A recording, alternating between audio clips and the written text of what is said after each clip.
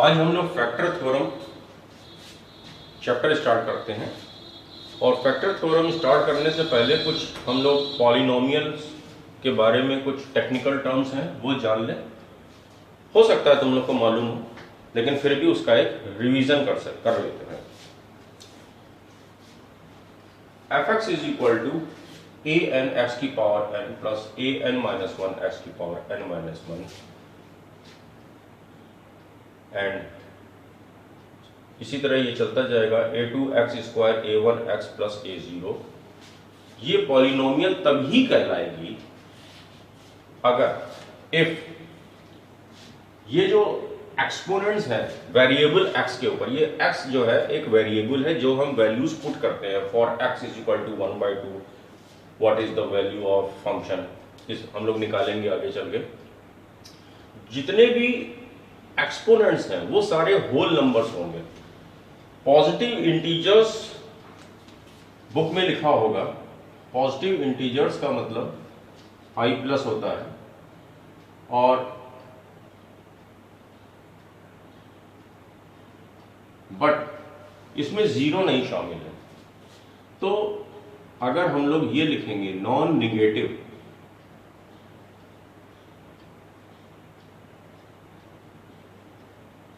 Integers, ठीक है। Positive integer जो है वो नेचुरल नंबर्स होता है और नेचुरल नंबर्स में जीरो नहीं होता है। तो इसलिए कुछ बुक्स में पॉजिटिव इंटीजर्स लिखा है जो कि गलत है, क्योंकि n जो है x की पावर क्या हम जीरो नहीं ले सकते हैं, ले सकते हैं, that will be equal to 1, ठीक है। तो नॉन निगेटिव इंटीजर्स में ये होता है, इसमें जीरो भी शामिल होता है, ठीक।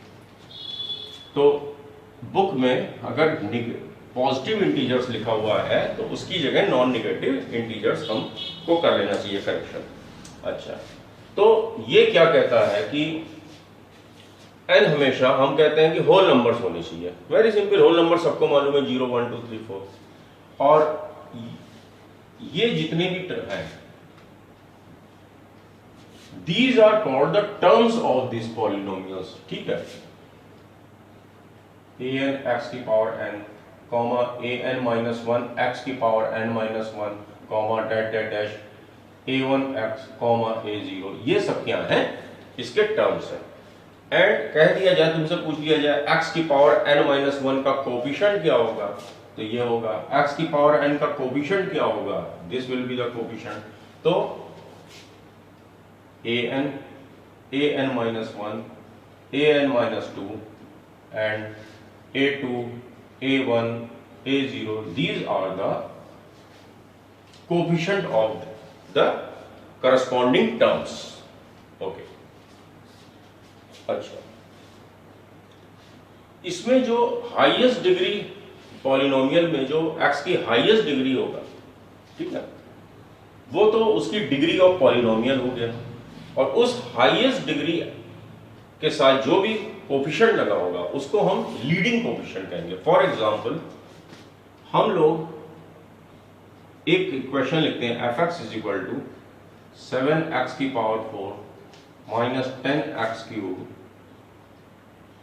Plus 8x square plus 11x plus 7, ठीक। तो इसमें जो हाईएस्ट डिग्री पॉलिनोमियल कौन सा है हमारा, ये। और तो इसकी डिग्री क्या हो गई 4, सबको मालूम है। इसके साथ जो कोफिशिएंट लगा हुआ है उसको कहते हैं लीडिंग कोफिशिएंट, ठीक है। अगर किसी क्वेश्चन में लीडिंग कोफिशिएंट और कह दिया जाए कि 3 डिग्री पॉलिनोमियल, मतलब कि उसमें मैक्सिमम जो है हाईएस्ट पॉलिनोमियल डिग्री इसकी जो है 3 होगी, और कह दिया जाए लीडिंग कोफिशिएंट इज 7, तो समझ लो कि हमारे यहां से स्टार्ट हो गया। बाकी क्या है वो हम क्वेश्चन पे डिपेंड करेगा, क्वेश्चन आगे फर्दर पढ़ेंगे। लेकिन लीडिंग कोफिशिएंट ये होता है कि जो भी पॉलिनोमियल डिग्री है तो उसके साथ जो है कोफिशिएंट जो लगा होगा हाईएस्ट डिग्री वाले वेरिएबल x के साथ जो भी कोफिशिएंट लगा होगा उसको हम लोग लीडिंग कोफिशिएंट कहते हैं। अच्छा, अब देखो इस टर्म के साथ कोई भी हमारा वेरिएबल x नहीं है तो इसको हम लोग कहते हैं कांस्टेंट टर्म। ये जो है हमारा कांस्टेंट टर्म है। तो इसी तरह इसमें लीडिंग कोएफिशिएंट 7 हो गया, डिग्री ऑफ पॉलिनोमियल 4 हो गया, कांस्टेंट टर्म हमारा 7 हो गया।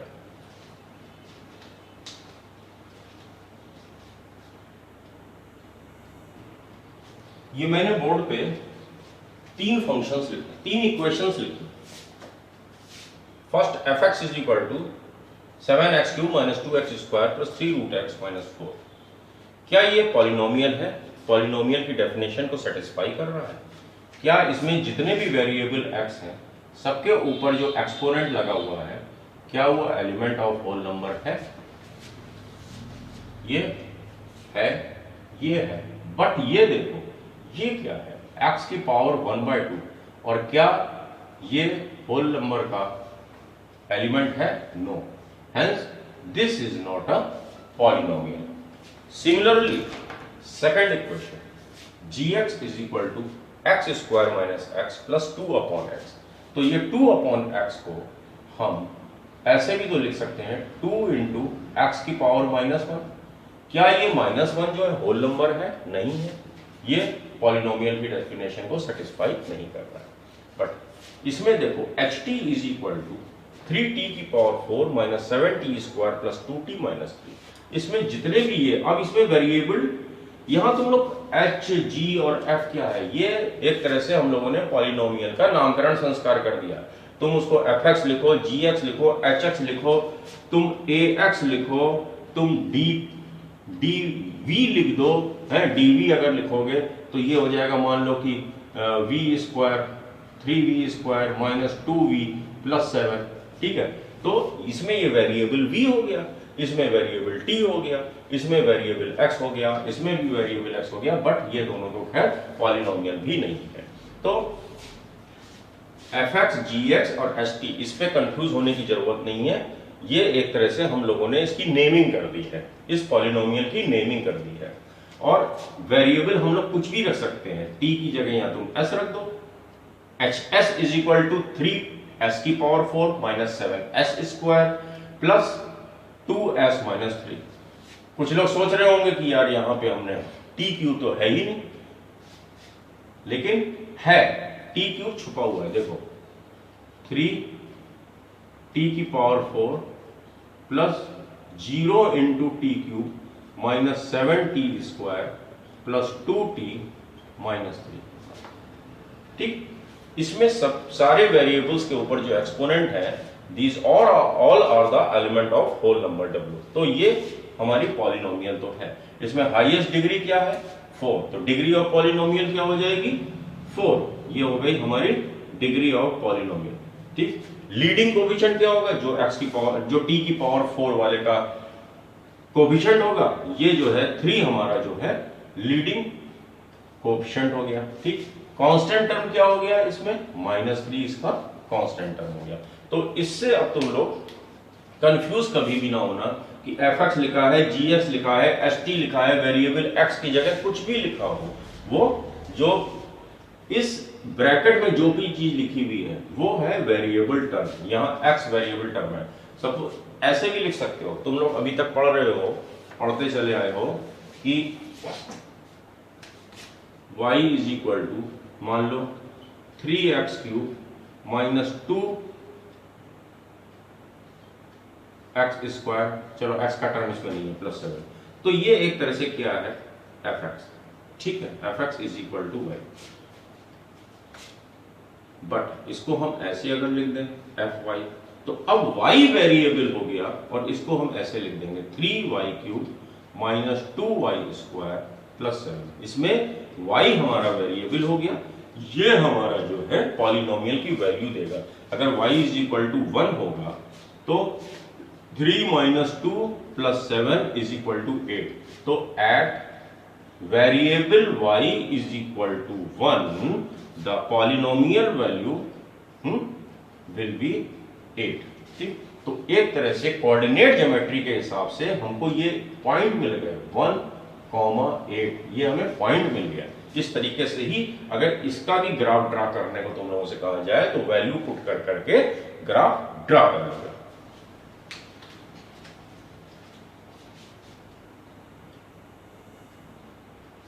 अब हम लोग कुछ पॉलिनोमियल्स के बारे में नॉलेज गेन कर लें। जैसे कि पहला कांस्टेंट पॉलिनोमियल। कांस्टेंट पॉलिनोमियल क्या है कि जिसमें कि जो डिग्री ऑफ पॉलिनोमियल है वो जीरो होगी। डिग्री ऑफ पॉलिनोमियल जीरो है। जैसे कि fx इज इक्वल टू 7, ठीक, fx इज इक्वल टू 7। तो इसमें डिग्री क्या है इसकी? इसको हम ऐसे लिख सकते हैं x की power 0, fx is equal to -16, ये भी कांस्टेंट पॉलिनोमियल है। gt ऐसे लिख दिया जाए, gt is equal to -1/2, hy is equal to √2, ठीक है। ये सारे जो हैं इसके आगे हम क्या लिख सकते हैं? x की पावर 0, x की पावर 0, x की पावर 0। तो कांस्टेंट पॉलिनोमियल की हमारी डिग्री कितनी होगी? 0। तो किसी भी पॉलिनोमियल की अगर डिग्री 0 है तो उसको हम कांस्टेंट पॉलिनोमियल कहते हैं। एक चीज पे तुम लोग ध्यान दो कि fx इज इक्वल टू 0, इसकी डिग्री क्या होगी? क्या इसको हम कह सकते हैं कि इसकी डिग्री 0 होगी? बट ये हमारा इसकी डिग्री 0 कैसे हो सकती है? क्योंकि 0 में अगर हम इसका मल्टीप्लाई कर दें, सपोज करो हम यहां पे लिख दें 0 इंटू एक्स की पावर 12, तब भी तो इसका आंसर 0 ही आएगा। इसकी आइडेंटिटी तो fx इज इक्वल टू 0 ही बनी हुई है, ठीक। तो fx इज इक्वल टू 0 को हम कहते हैं zero polynomial whose degree is not defined. क्योंकि 0 में हम किसी भी चीज का अगर हम मल्टीप्लाई करें, 1 का करें तो भी 0 आएगा, x² का मल्टीप्लाई करें तो भी 0 आएगा, x³ का करें तो भी 0 आएगा। तो भाई इसकी डिग्री नहीं डिफाइंड है। ये जीरो पॉलिनोमियल, 1 मार्क्स का क्वेश्चन बनता है degree of zero polynomial, undefined.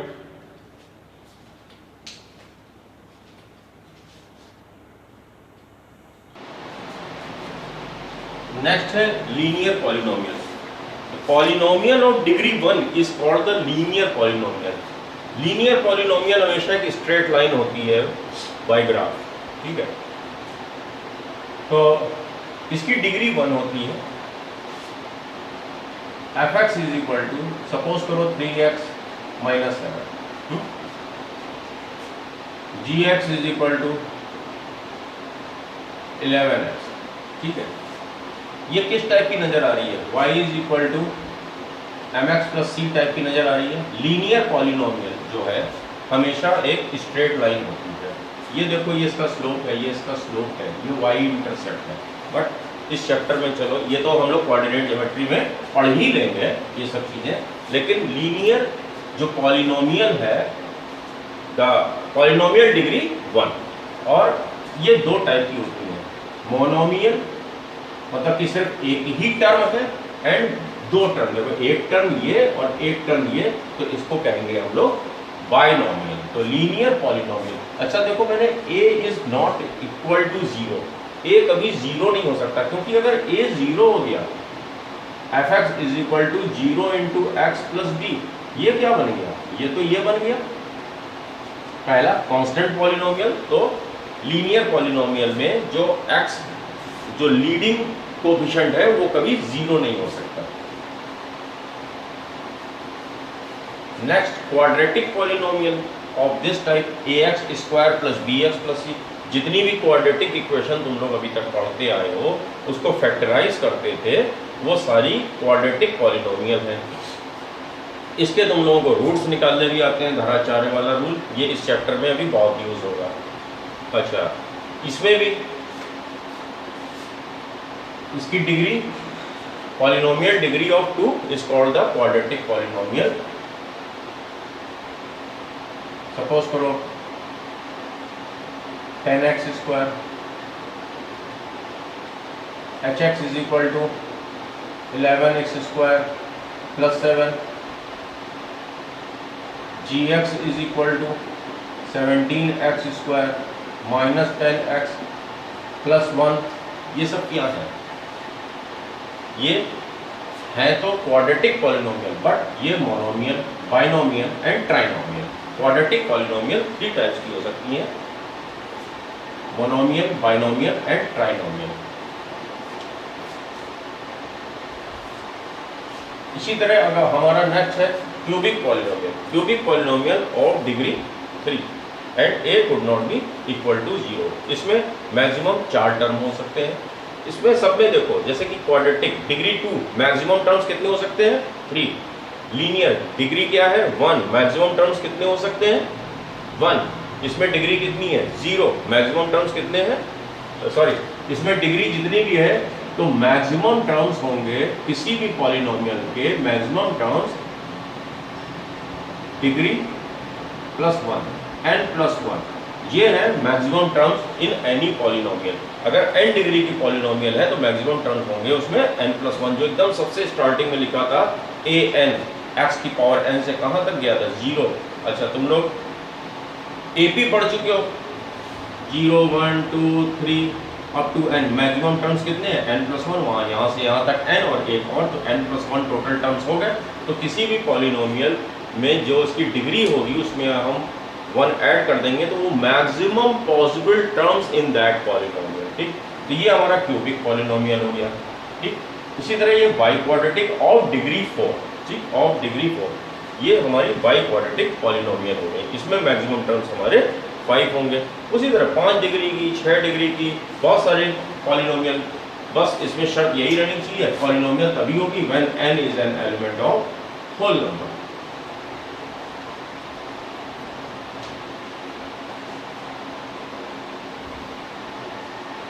Zeros of the polynomials, ये क्या है? Zero of the polynomial. Suppose करो ये एक जनरल इक्वेशन है पॉलिनोमियल की, ये एक पॉलिनोमियल की जनरल इक्वेशन है। इसमें हमने x की जगह कोई एक वैल्यू रखी, सपोज अल्फा। मैंने x की जगह सपोज अल्फा रखा, बीटा रखा, कुछ भी रखा, -1, -2, -1/2, -1/, इवन पाई रख दिया है, इरेशनल √2 रख दिया, कोई भी रियल नंबर अगर रख दिया, कोई भी रियल नंबर, सपोज करो वो real number alpha. Alpha is a element of all real number. तो हर x की जगह वो वैल्यू रखोगे, an अल्फा की power n plus an-1 alpha की power n-1 plus an-2 alpha की power n-2 and so on a2 alpha square plus a1 alpha plus a0। जब इन सबको कैलकुलेट करें और अगर 0 आ जाए, ये पॉलिनोमियल वैल्यू अगर हमारी 0 आ जाए, then alpha is a 0 of that polynomial. मतलब x वेरिएबल की किसी भी वैल्यूज के लिए अगर ये पॉलिनोमियल की वैल्यू 0 हो जाए तो वो that value of x is the 0 of that polynomial. ठीक, जैसे कि इसका 0 ऑफ पॉलिनोमियल क्या होगा? इसमें x इज इक्वल टू अगर हम 3 रखें तो फंक्शनल वैल्यू इसमें जो है f3 क्या होगी? f3 is equal to 3 × 3 - 9 is equal to 0। Then for that equation, for that polynomial, 1 degree polynomial, linear polynomial at x is equal to 3 is the 0 of that polynomial। अच्छा, अगर किसी भी equation का 0 अल्फा है, अगर 0 alpha है, किसी भी पॉलिनोमियल का 0 अगर अल्फा है, x is equal to alpha is a 0 of that given polynomial, तो x माइनस अल्फा से वो नंबर कंप्लीटली डिविजिबल है। ठीक है, तब रिमाइंडर 0 आएगा। अगर इसी तरह जैसे कि इसमें 3 हमारा इसका 0 है तो x - 3 से ये देखो पूरी की पूरी ये डिविजिबल है कि नहीं है? हाँ है। ठीक, क्वोशंट 3 आएगा, रिमाइंडर तो 0 आएगा। सिमिलरली सेकंड, इस पे आ जाओ। अब तुम लोग अभी तक फैक्टराइजेशन पढ़ते हुए चले आ रहे हो। इसका फैक्टराइजेशन x, चलो अभी हमने इस पे कंसीडर करो, अगर हमने 1 रखा, ठीक है, 1 रखा अगर, तो ये क्या आएगा, 1 square minus 7 into 1 plus 12 is equal to कितना आ जाएगा, 13 माइनस 7 इज इक्वल टू 6। 0 तो this is not equal to 0। Then x minus 1 से ये डिविजिबल, क्या ये इक्वेशन x माइनस 1 से डिविजिबल नहीं है, डिविजिबल नहीं है। अगर डिवाइड करोगे भी तो रिमाइंडर 6 आएगा, ठीक है, अगर डिवाइड करोगे भी तो रिमाइंडर 6 आएगा। करके चलो एक मैं दिखा देता हूँ। सिमिलरली चलो x is equal to 2, at x is equal to 2, f2 2 square, हम लोग इसके लिए वर्क कर रहे हैं, 7 इंटू 2 प्लस 12 कितना आएगा, 4 माइनस 14 प्लस 12, ठीक, is equal to 16 minus 14 is equal to 2। तो x की इस वैल्यू के लिए भी फंक्शनल वैल्यू मतलब पॉलिनोमियल की वैल्यू 0 नहीं हो रही है, तो 0 नहीं हो रही है तो x माइनस 2 इज नॉट, ये जो इक्वेशन है x माइनस 2 से ये डिविजिबल नहीं है। डिविजिबल अगर डिवाइड करोगे तो रिमाइंडर 2 आएगा। चाहे तो तुम लोग इसको करके देख सकते हो, कैसे, एकदम बेसिक तरीके से जैसे छोटी क्लास में किया करते थे। रिमाइंडर 2 ही आएगा जब इसको x माइनस 2 से डिवाइड करोगे। देखो x square minus 7x plus 12, x minus 2 से अगर तुमने इसको डिवाइड किया तो क्या आएगा, x square minus 2x minus plus minus 5x plus 12, अब माइनस 5, ठीक, जब माइनस 5 करेंगे तो फिर इसमें माइनस 5 से मल्टीप्लाई करेंगे, माइनस 5x प्लस, सॉरी हाँ, माइनस 5 इंटू माइनस 2 प्लस 10। अब इसको सब्सट्रैक्ट करो तो देखो प्लस 2 ही रिमाइंडर आएगा, ठीक। अगर किसी भी पॉलिनोमियल में हम x की कोई वैल्यू रखते हैं और 0 नहीं आता है तो फिलहाल उसका जो रिमाइंडर होगा वही उसका जो रिमाइंडर होगा वही f अल्फा होगा। मतलब अल्फा रखने के बाद अगर कोई भी रिमाइंडर बच रहा है, ठीक है, कोई भी रिमाइंडर आ रहा है तो वो इसका रूट तो नहीं होगा, इसका 0 नहीं होगा।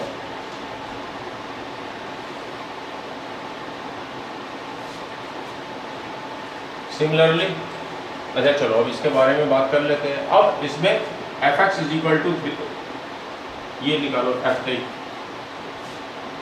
9 माइनस 21 प्लस 12, देखो ये किसके बराबर है, 0 के बराबर है।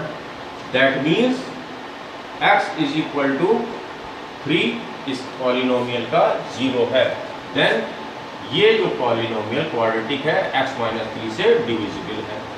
सिमिलरली f4 रख के देखो, इसी में 16 प्लस 12 फिर 0 आ गया। That means x is equal to 4 is the 0 of that polynomial. तो फिर x माइनस 4 भी इसका एक रूट होगा। और जब फैक्टराइजेशन करोगे तो भी तो x minus 3 into x minus 4 आता है।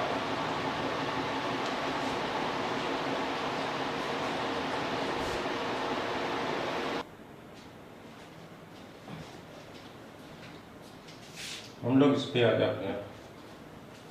देखो पहले f1 रख के देखा, 1 क्यूब माइनस 6 प्लस 11 माइनस 6, देखो ये 0 आ रहा है। दैट शोज कि x is equal to 1 is a 0 of that cubic polynomial. तो x माइनस 1 तो इसका एक फैक्टर हो गया, ठीक।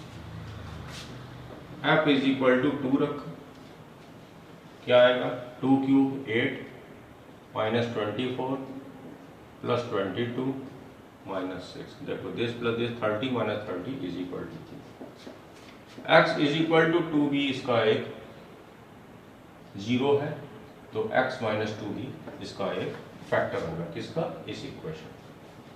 Similarly f is equal to 3 रखा, 27 minus 54 plus 33 minus 60 minus 60 is equal to 0। इसका मतलब क्या हुआ कि x इज इक्वल टू 3 भी इसका एक पॉलिनोमियल का 0 है and x minus 3 will be one of the factors of that cubic polynomial. तो अब जितने डिग्री की पॉलिनोमियल है उतने ही फैक्टर्स होंगे, उतने ही रूट्स होंगे, उतनी ही बार वो एक्स एक्सिस को वो कर्व काटेगा। जितने भी रियल वैल्यूज होंगी, रियल जीरोस होंगे, उतनी जगह वो किसी भी पॉलिनोमियल का अगर ग्राफ खींचोगे उतनी जगह वो एक्स एक्सिस को कट करके निकलेगा। तो ये बात ध्यान में रखो कि ये जीरोस हैं क्या, हर एक्स की रियल वैल्यू जो कि जिसकी वजह से पॉलिनोमियल की वैल्यू 0 आ रही है, एक्स की उन वैल्यूज के लिए उस पर्टिकुलर पॉलिनोमियल का जब हम ग्राफ ड्रॉ करेंगे तो एक्स एक्सिस को वहां पे वो कट के निकलेगा। यहाँ x is equal to 1, x is equal to 2, x is equal to 3 पे ये तुम्हारा पॉलिनोमियल जो है कट करके निकलेगा। सपोज करो मैं एक ऐसे ही रफली आइडिया तुम लोग को दे रहा हूं कि ये है क्या। मान लो ये तुम्हारा कोऑर्डिनेट एक्सिस है, एक x इज इक्वल टू 1, एक x इज इक्वल टू 2, एक x इज इक्वल टू 3। तो कुछ भी हो, ये जो है हमारा कुछ ऐसे गुजरेगा, ठीक है। अब क्योंकि 3 ही रूट है तो अब ये वापस तो घूम के नहीं आने वाला चौथी जगह काटने में, ठीक है। तो इससे ये देखो कि x इज इक्वल टू 3, 1 पे जो है ये पर्टिकुलर इस फंक्शन की जो वैल्यू है y वैल्यू, इसको ऐसे भी करो fx y is equal to this का अगर तुम्हें ग्राफ बनाना होता तो at x is equal to 1, at x is equal to 2 and x is equal to 3 पे फंक्शनल वैल्यू हमारी पॉलिनोमियल की जो आउटपुट है, इस मशीन का जो आउटपुट है वो 0 आ रहा है। 0 आ रहा है तो इस x एक्सिस को वहां से कट करके निकलेगा। जीरोस ऑफ द पॉलिनोमियल का यही मतलब है कि मन में एक फिगर आ जाना चाहिए कि अच्छा अगर इस ग्राफ की हम डिजाइन की ग्राफ बनाएंगे तो x एक्सिस पे इन पॉइंट से वो कट करके निकलेगा।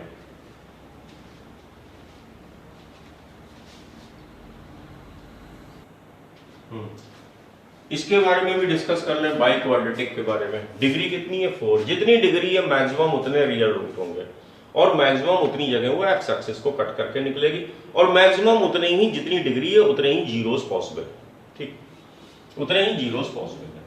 तो यहां पे हम x इज इक्वल टू 1 रख के देखो, 1 माइनस 4 माइनस 13 प्लस 64 माइनस 48, ठीक है।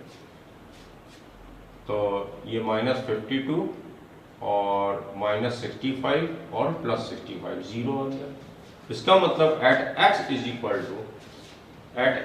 इक्वल टू कहीं पे 1 होगा, x इज इक्वल टू 1, वहां पे वो ग्राफ y वैल्यू 0 होने जा रही है। x एक्सिस पे तो y वैल्यू 0 होती है। सिमिलरली हम ये पता लग गया कि x माइनस 1, इसको जब हम फैक्टराइज करेंगे किसको, तो एक फैक्टर तो x माइनस 1 होगा। सिमिलरली एक कोई और रख के देख लेते हैं, 3 रख के देख लो। तो इसमें जब 3 रखोगे तो ये कितना आएगा, 81 minus 4 into 27 minus 13 into 9 plus 64 into 3 minus 48। Calculate करोगे 0 ही आएगा।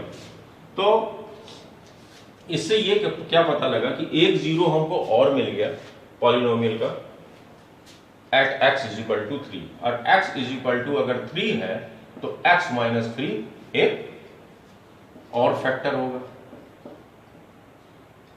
एक और फैक्टर होगा।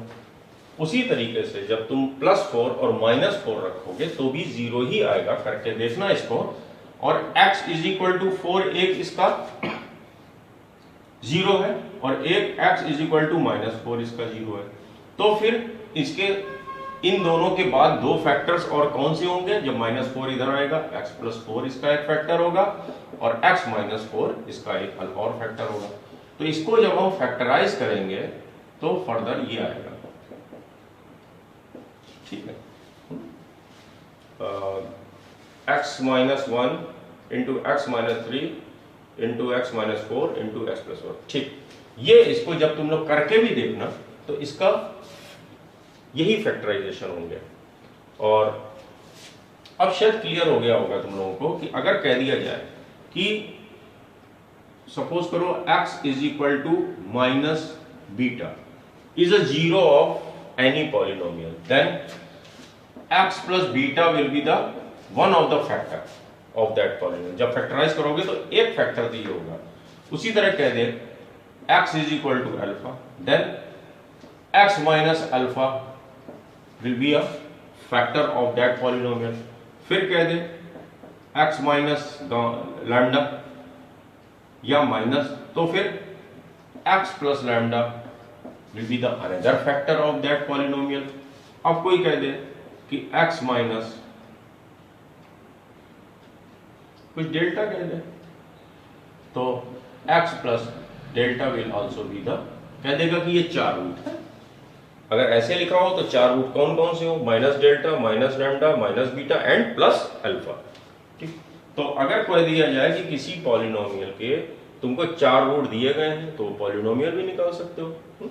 अगर तुमको कह दिया जाए कि अभी क्वाड्रेटिक में तुम लोगों ने पढ़ा है x square minus s x plus P, ठीक है, उसी तरह क्यूबिक में भी होता है, बाई क्वाड्रेटिक में भी होता है। इसका एक अलग से वीडियो बना देंगे। अगर तुमको बाई क्वाड्रेटिक के चार रूट दिए गए हो तो बाई क्वाड्रेटिक इक्वेशन कैसे बनेगी।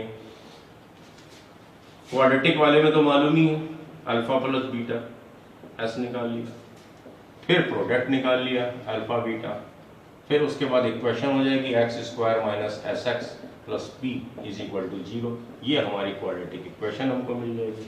उसी तरह क्यूबिक है, पाई क्वाड्रेटिक है, 5 डिग्री की पॉलिनोमियल है, n डिग्री की पॉलिनोमियल है, उसका भी इसी तरीके से निकलता है, बस थोड़ा सा उसमें फार्मूलाज अलग हो जाएंगे।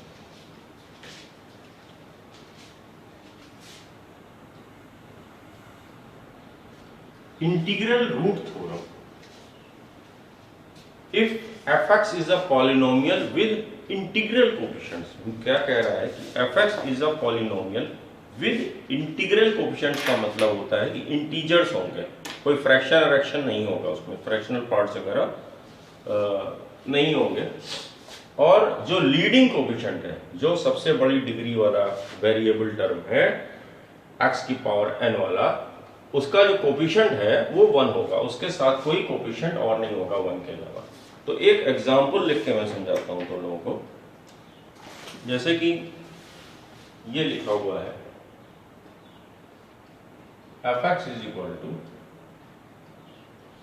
X cube plus 2x square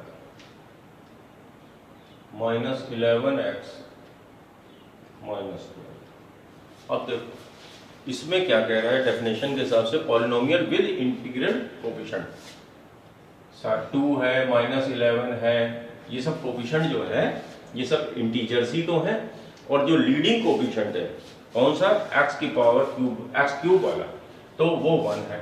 तो फिर क्या होगा कि इसके जो जीरोस होंगे वो कहां से निकल के आएंगे, factor of the constant term. Constant term क्या है इसमें, 12, माइनस 12 है, लेकिन अब इस 12 के फैक्टर्स क्या क्या होंगे, 1 होगा, 2 भी होगा, 3 से भी डिविजिबल है, 4 से भी डिविजिबल है, 6 से भी डिविजिबल है, एंड 12 से भी डिविजिबल। तो इसके ये जो plus minus 2, plus minus 3, plus minus 4, plus minus 6, plus minus 12, ये जो 1 2 3 4 5 6 2 जान, इन 12 नंबर्स में से ही कोई 3 इनके जीरोस होंगे, वो उन 3 वैल्यूज की वजह से ये पूरा फंक्शनल वैल्यू fx जो है हमारा 0 हो जाएगा। तो ठीक है, अब जब हमको ये पता लग गया तो अब हम लोग ट्राई करना, इसमें हिट एंड ट्राई करना पड़ेगा। 1 रखा, अगर आ गया तो बहुत अच्छी बात है, नहीं आया 2 रख के देख लो, आ गया तो बहुत अच्छी बात है, 3 रखा, नहीं आया तो फिर 4 रखना पड़ेगा, नहीं तो 6 रखना पड़ेगा। हो सकता है कि इन दोनों में से कोई ना हो, ये हो और ये हो, कोई बच्चा पहले यही रख के देख ले और ये रख के देख ले, तो उसकी तो लॉटरी लग गई। लेकिन ये है कि थोड़ा सा विजुलाइज करना। अब इसमें हम लोगों ने f1 रख के देखा तो क्या होगा 1 + 2 - 11 - 12, ये तो 0 के बराबर नहीं आएगा। अब क्या किया हमने f-1 रख के देखा तो ये -1³ -1 + 2 + 11 - 12, ये तो क्या आ गया 13 - 13 0।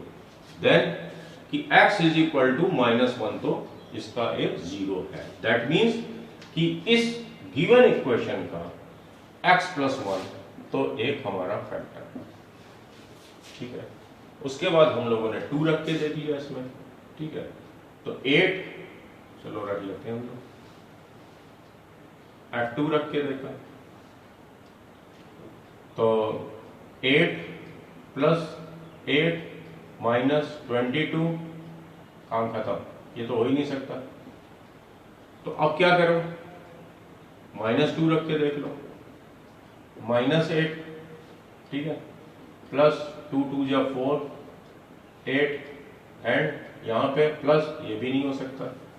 उसके बाद 3 रख के देख लो, ठीक है, 27 प्लस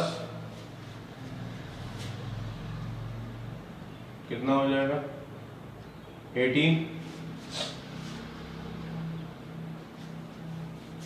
-33 -12, ये कितना हो जाएगा -45, ये +45, 0 है।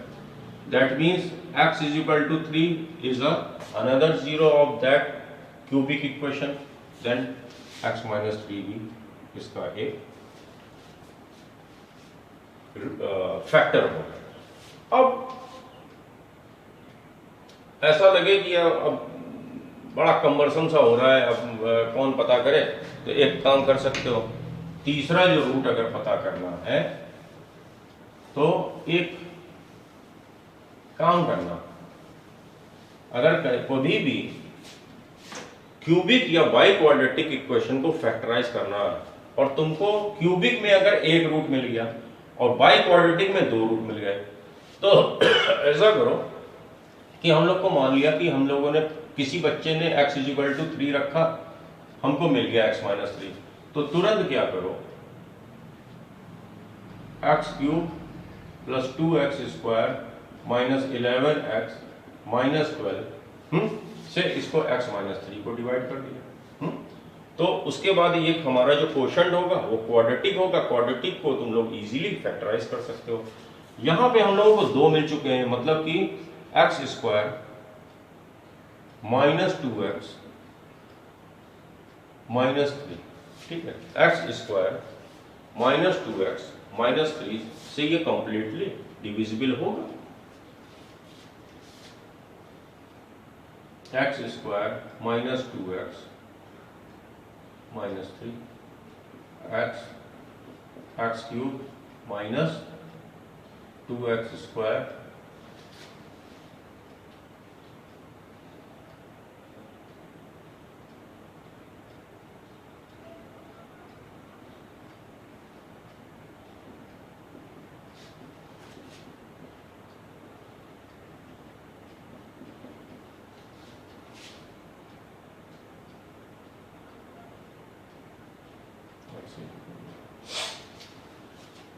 उसके बाद हम किससे कर लें, +4 से, +4 कितना हो जाएगा 4x² - 8x - 12, कैंसिल हो गया। तो x + 4 इसका एक अनदर फैक्टर होगा एंड x = -4 इस क्यूबिक का थर्ड 0 होगा हमारा। तो इससे हमको क्या पता लगा, ग्राफिकली जो है, अगर तुम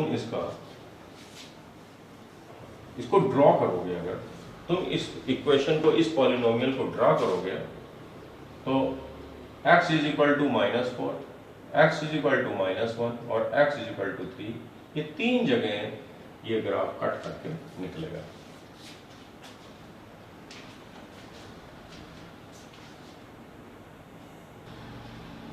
रेशनल रूट थ्योरम, ये कुछ है लास्ट जैसा ही इंटीग्रल रूट थ्योरम जैसा, लेकिन उसमें एक कंडीशन थी, the leading coefficient must be 1, but इसमें लीडिंग कोएफिशिएंट तो हमारा 6 है। तो इसमें एक काम करो, जो कांस्टेंट टर्म है 2, जो कांस्टेंट टर्म 2 है उसके कितने फैक्टर हो सकते हैं, ±1, ±2। उसके बाद जो लीडिंग कोएफिशिएंट 6 है उसके कितने कोएफिशिएंट हो सकते हैं, +1, +2, +3 एंड +6। अगर तुम लोग इसको कॉमन लेते, फैक्टराइज करने अब चलते, तो कुछ ऐसा हो जाता, ठीक है, मतलब दिस अपॉन दिस हो रहा है। तो इस लॉजिक को लेते हुए तुम लोग क्या करो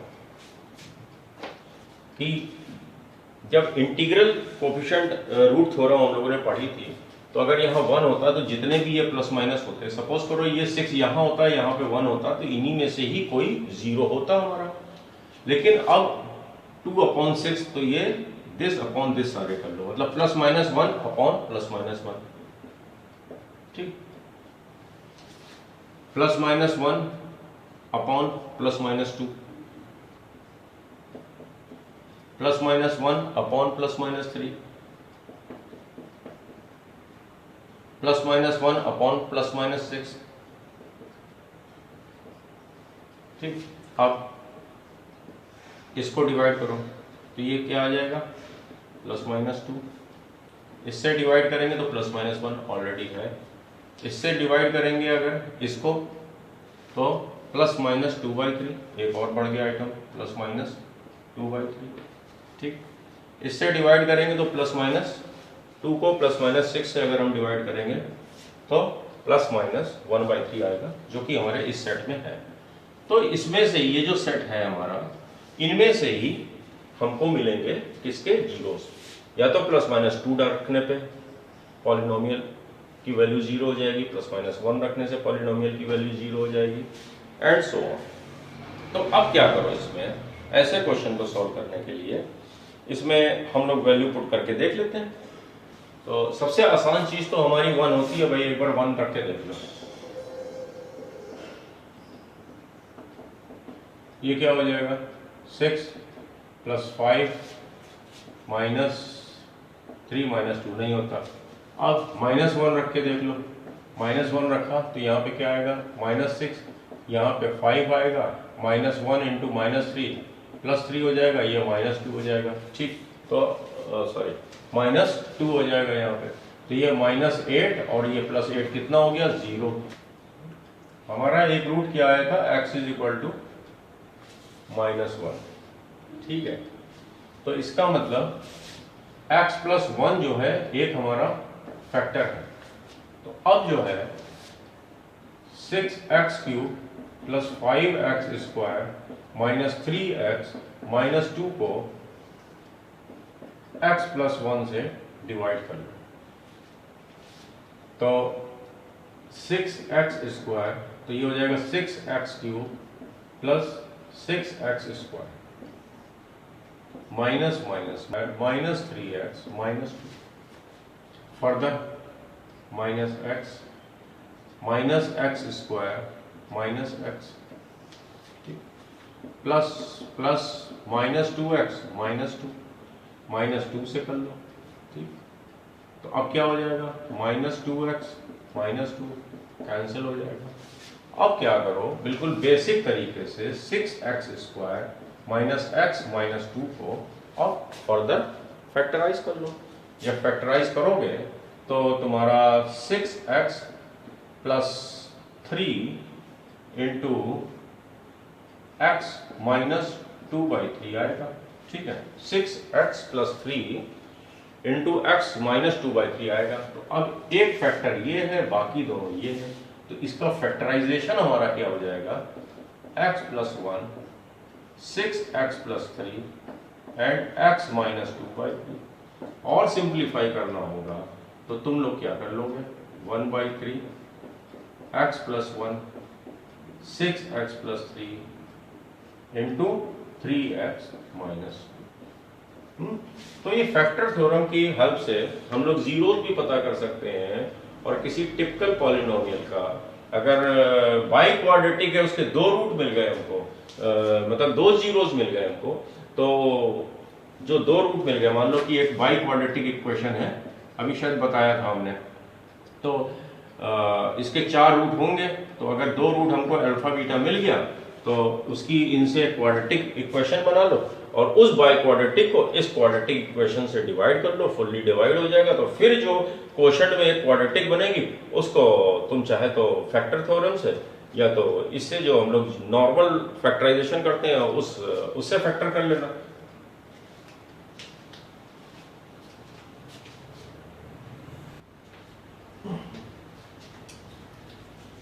दो तीन क्वेश्चन कर लिए जाए जितना पढ़ा है अभी तक, उसके बाद फिर हम लोग पढ़ेंगे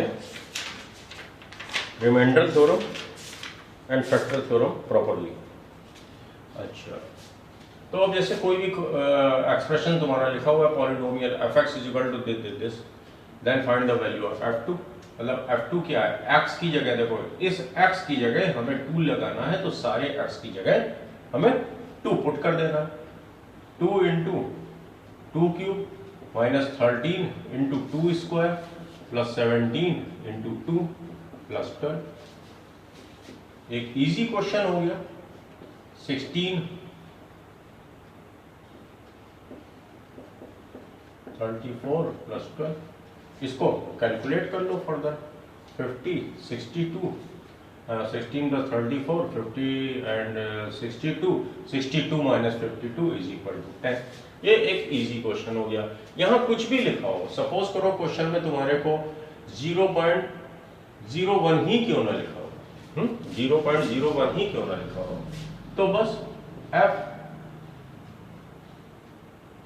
कैसे भी तुम लोग करना चाहो, 0.01 कर लो, 10 की पावर -2 लिख लो, जो भी लिखा हो वैसे कर लो। अब 2 × x की जगह क्या लिखना है, 10 की पावर -2 की पावर 3 माइनस 13 10 की पावर -2 की पावर 2 प्लस 17 10 की पावर -2 प्लस 12। फर्दर अपना वही बेसिक मैथमेटिक्स लगा के इसको सॉल्व कर लो। बाय चांस किसी क्वेश्चन में इस तरह से लिखा हो कि क्वेश्चन तो ये दे रखा है, तो और कह दिया जाए फाइंड f(y/2)। कुछ नहीं करना है, हर x की जगह हमको y/2 लिख देना है। फाइंड द f(y/2), पहले बना लिया। 2 y/2 की क्यूब माइनस 13 y/2 का स्क्वायर प्लस 17 y/2 प्लस 12। अब मन हो तो क्वेश्चन को और बना लो, अपने आप से बना लो। एट y = कुछ भी कर लो, एट y = 3 कर लो, ठीक है, एट y = 3 कर लो। तो बस फंडा क्या रहेगा, वही सिंपल मैथमेटिक्स लगानी है। यहाँ 3/2 cube minus 13 3/2 square plus 17 3/2 plus 12। जितना टिपिकल सोच सकते हो उतना टिपिकल। बस ये है, कोई भी पॉलिनोमियल लिखा हो, और जैसे कि यही क्यों ना लिखा हो, इसको भी, ये भी एक पॉलिनोमियल ही है, x³ माइनस 7x² प्लस 30। तुमसे ये पूछ लिया जाए 0.5, बस कुछ नहीं, 0.5 क्यूब माइनस 7 × 0.5 स्क्वायर प्लस 30, जो भी हो सिंपली इसके बाद कैलकुलेट कर लेना।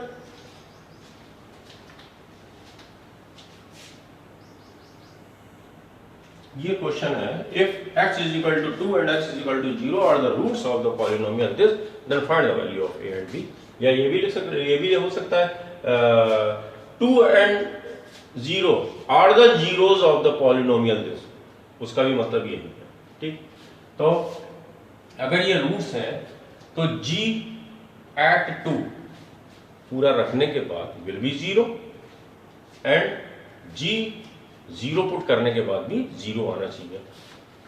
तो G2 इज इक्वल टू, यहाँ हर x की जगह हम लोग 2 रख दें, 16 minus 20 plus 2x, sorry 2a plus b, अगर ये रूट है तो पॉलिनोमियल की वैल्यू 0 आनी चाहिए। तो हमारी एक इक्वेशन बन गई 2a plus b is equal to 4। ठीक, 2a प्लस b, ये -4 राइट हैंड साइड में चला जाएगा। एंड नेक्स्ट एट, ये भी हमारा एक इसका रूट है, मतलब जीरो ऑफ द पॉलिनोमियल, तो इसकी भी पॉलिनोमियल वैल्यू 0 ही होनी चाहिए जब हम x is equal to 0 put करेंगे। ये भी 0 हो जाएगा, ये भी 0 हो जाएगा, ये भी 0 हो जाएगा। तो फिर हमारा खाली बचा क्या, b, वो किसके बराबर होगा, 0। यहाँ पे हमने 0 पुट कर दिया, 2a plus 0 is equal to 4, 2a is equal to 2 and b is equal to 0। यही हमारा आंसर।